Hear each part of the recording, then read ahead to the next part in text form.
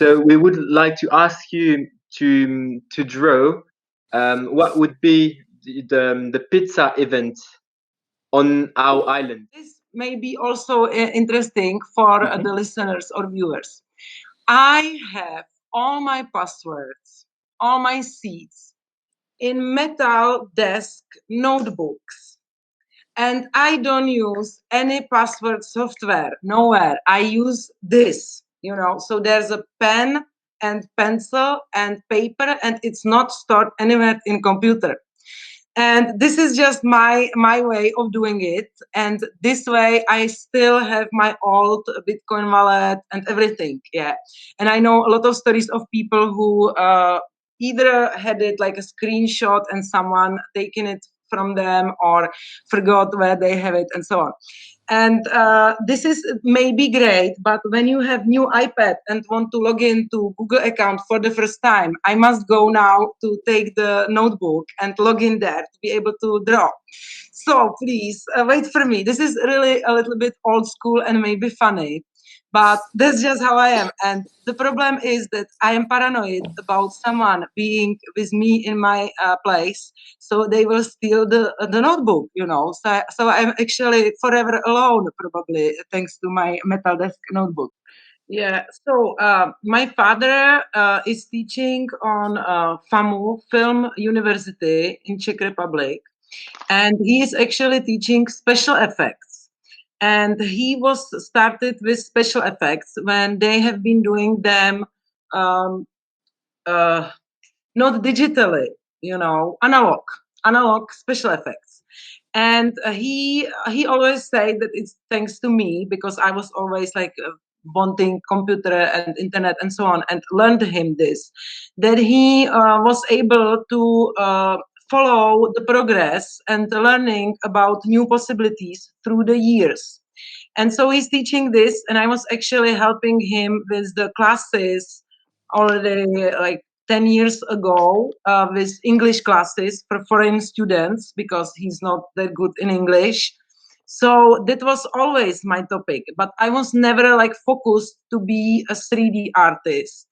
And I was always also for some time working as a few months actually as a project manager for other 3D artists. So I was communicating with the client and then with them, because 3D artists and IT people in general sometimes have like sort of like a different thinking than like a normal, not normal, but like a not IT oriented people, So it's sometimes difficult when you want something to be created and so on. So I was like a translator between these two people, and we have made a few projects like this together.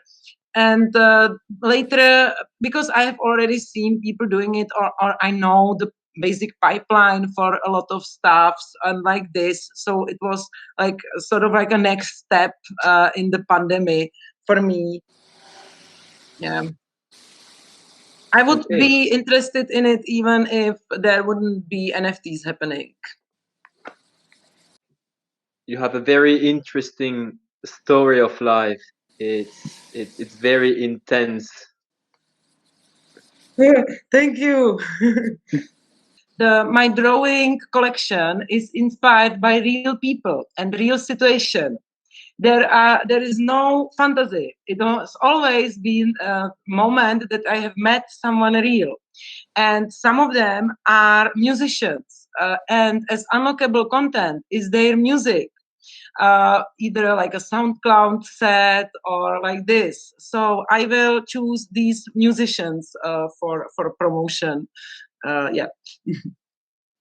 Okay. We'll be happy to feature them and include them in the post with the drawing.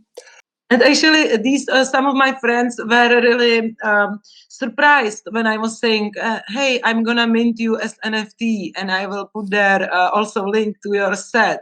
And people like, "What? Like what NFT? What? I am NFT now? What? Okay, okay, whatever."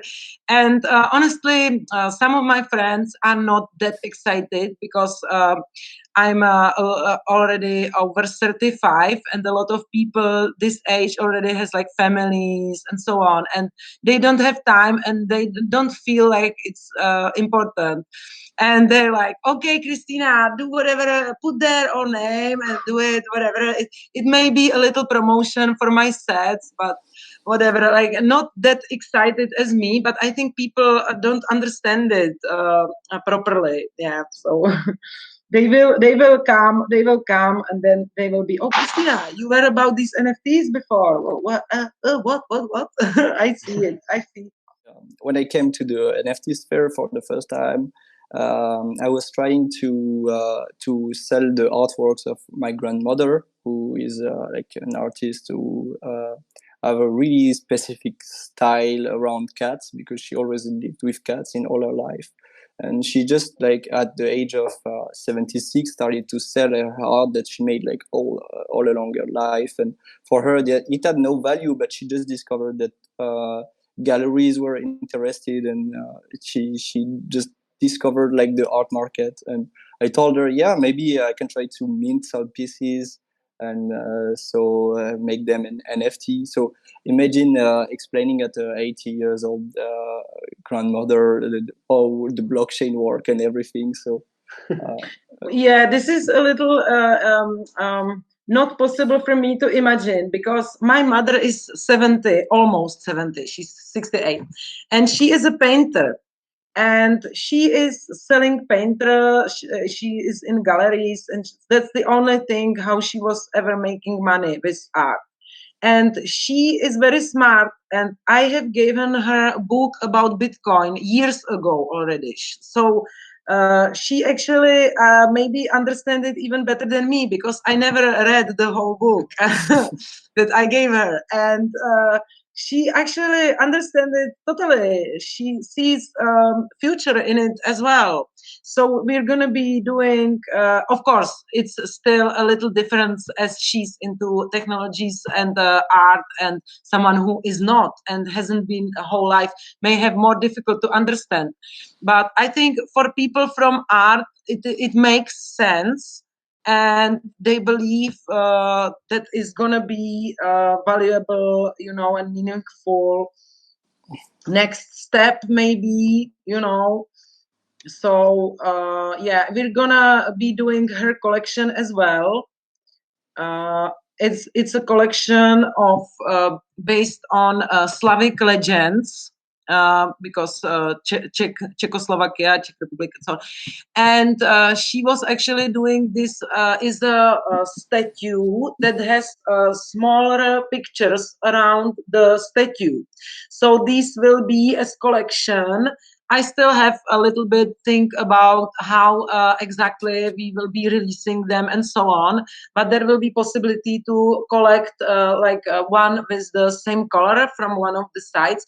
And also we will probably do something like one of these NFTs would be able to be sold with the statue object together, yeah. So that's also will be on my social medias. And I think more artists will be coming with these similar approaches. And I think selling the real art is also a good way how to approach, NFTs. yeah, I definitely think it's an amazing idea. Like, that's exactly the conclusion we had with my grandmother. Like, yeah, but I have a lot of statues, and will people buy just like a digital picture of it? And I told her that we can manage to send the statue with the NFT purchase. But I asked myself some question about like the legislation of it, because if you start to send the real art, does it become art selling, just like the normal art market? Yeah, I believe, yeah. So that's the big difference. It's just like you need some regulation to sell art. I think you need some licenses, and it's totally possible, because I know some galleries are actually offering NFTs in top of the art. Did you already had experiences with those kind of galleries? Yeah. I have noticed that this is also like an approach for people from the gallery world. And I actually don't want to talk more about this because we're creating a project with my friend from school who is gallery owner in Prague.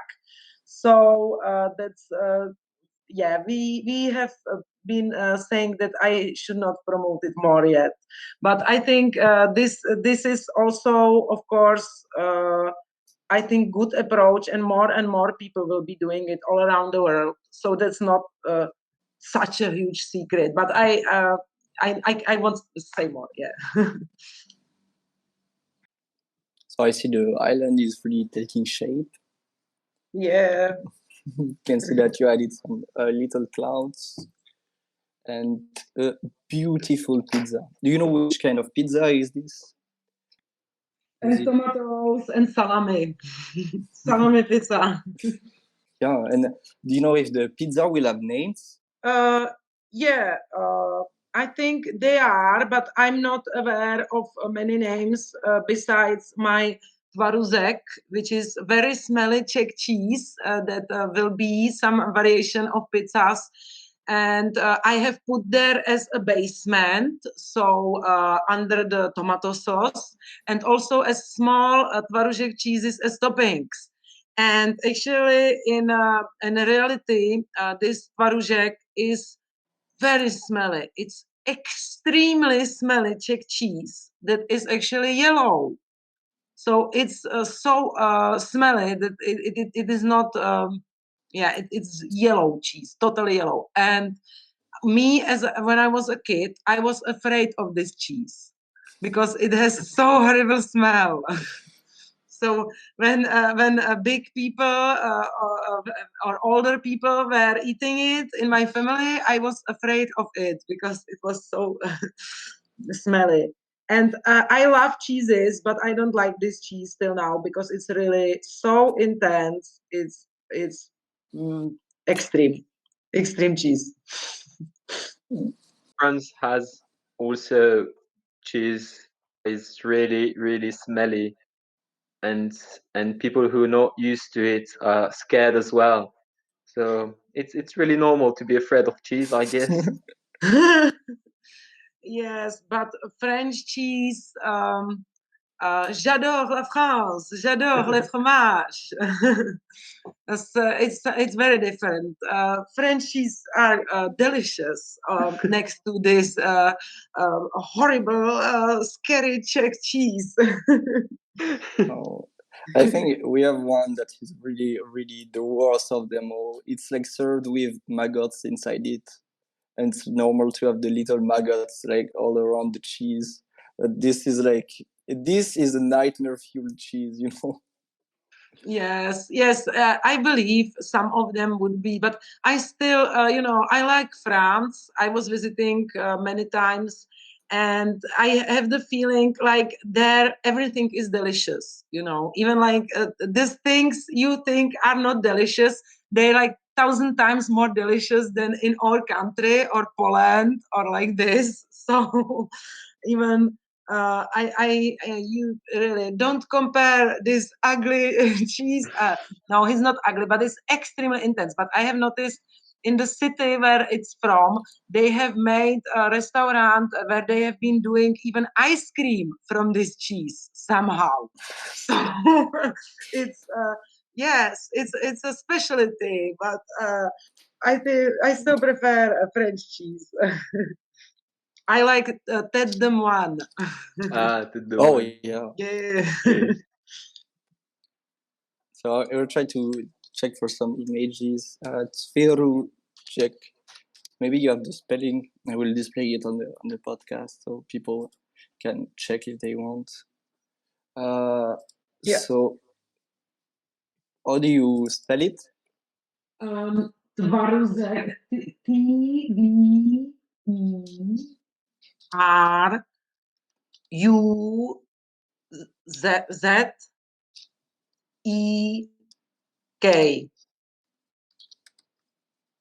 TVAR.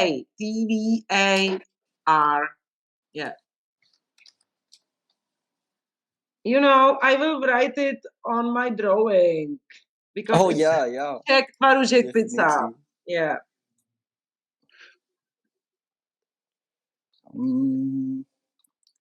Yeah, I think I found some twaróżek tartar. Yeah. Hmm. They're doing Twaróż- twaružek tartar. yeah, it looked like a really fine recipe, you know. Oh, yeah. So, I I found one, but there's like um unusual letters. Let's say Swarovski. Yeah. Okay.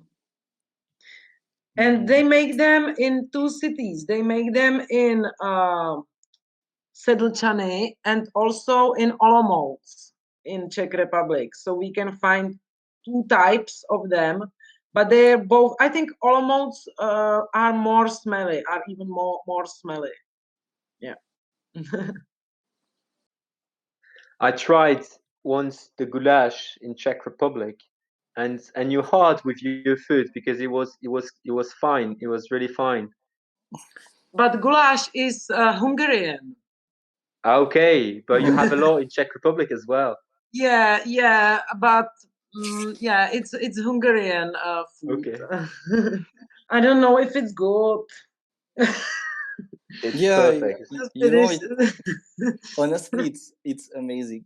I want to do the signature, but I'm not happy with how I wrote it. Hold on. Oh Yeah, I Take yeah, your will time. the date as well because I think it's also nice. you know the story about Picasso. You were talking about him when he was in a restaurant and didn't have money to pay for the meal, so he drew some doodle on table. And when the guy came, he was like, "Yeah, can I pay with this doodle?" The guy was like, "Yeah, sure, you Picasso. Yeah, we're so happy to have it." And then and the guy said, "But you didn't sign it." And Picasso said, "Yeah, actually, I want to pay for the meal, not for the restaurant." Yes, nice. Yeah, I like that. And also, he was living in France, in Antibes. I was visiting this city in French Riviera, and I understand why he was living there. It's really beautiful. Yeah, so I think I finished my contribution. Yes, but I just wanted to like prove that it was also really me drawing it Oh here yeah. right now. Yeah. And yeah, so thank you very much for inviting. It was pleasure to talk to you, and I really like this project with Island and so on. And yeah, I let's. So yeah, thank you very much. Merci beaucoup.